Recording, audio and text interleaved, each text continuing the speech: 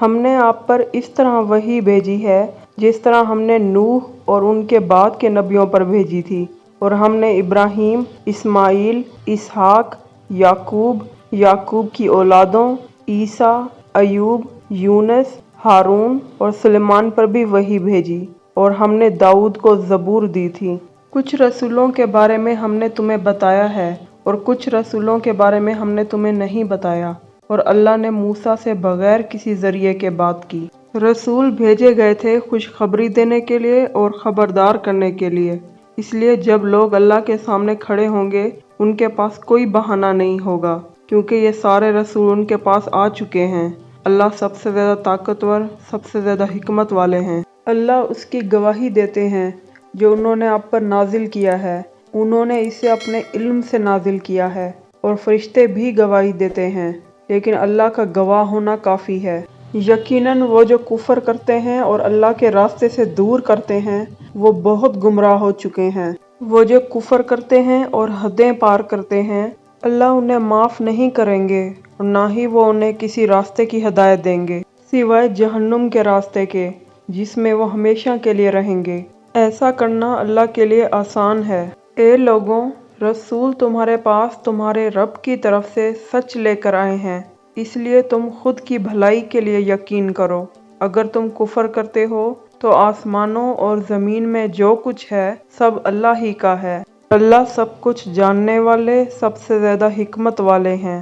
اے اہل کتاب، اپنے مذہب کی حدوں کو پار مت کرو اور اللہ کے بارے میں سچ کے سوا کچھ مت کہو۔ مسیح عیسیٰ مریم کے بیٹے اللہ کے رسول تھے، اور ان کا وہ کلام جو انہوں نے مریم کو بھیجا تھا اور ان کی طرف سے ایک وحی تھی، اس لیے تم اللہ اور ان کے رسولوں پر یقین کرو۔ تم یہ مت کہو کہ 3 خدا ہیں، تم خود کی بھلائی کے لیے ایسا مت کہو، اللہ صرف ایک ہی خدا ہے، ان کی تعریف ہو، وہ اس سے عظیم ہے کہ ان کا کوئی بیٹا ہو۔ جو کچھ آسمانوں میں ہے اور جو کچھ زمین پر ہے سب اللہ ہی کا ہے، اللہ ہی رب اور مالک کے طور پر کافی ہیں۔ مسیح کو اپنے آپ کو اللہ کا بندہ کہنے میں کبھی بھی توہین محسوس نہیں ہوئی، اور نہ ہی سب سے قریبی فرشتوں کو۔ وہ جو ان کی عبادت کرنے میں توہین محسوس کرتے ہیں اور خود کو اللہ کی مرضی کے آگے جھکانے میں مغرور ہیں، وہ ان ساروں کو اپنے سامنے حاضر کریں گے، اور وہ جو یقین کرتے ہیں اور نیک زندگی گزارتے ہیں وہ انہیں پورا پورا اجر دیں گے اور ان پر اپنا فضل برسائیں گے، اور وہ جو توہین محسوس کرتے ہیں اور مغرور ہو جاتے ہیں وہ انہیں دردناک عذاب دیں گے۔ وہ اللہ کے سوا نہ کوئی رب پائیں گے اور نہ ہی کوئی بچانے والا۔ اے لوگوں، تمہارے پاس تمہارے رب کی طرف سے ثبوت آ چکا ہے، ہم نے تمہاری طرف زبردست ہدایت بھیجی ہے۔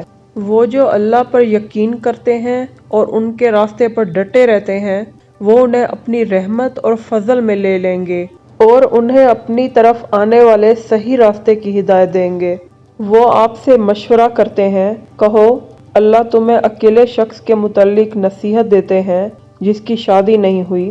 اگر کوئی مر جاتا ہے اور اس کی کوئی اولاد نہیں ہے اور اس کی ایک بہن ہے، اس کو وراثت کا آدھا حصہ ملے گا۔ اگر وہ پہلے مر جاتی ہے اور اس کے کوئی بچے نہیں ہیں تو بھائی کو اس کی وراثت میں سے ملے گا۔ اگر 2 بہنیں ہیں تو انہیں وراثت کا 2/3 حصہ ملے گا۔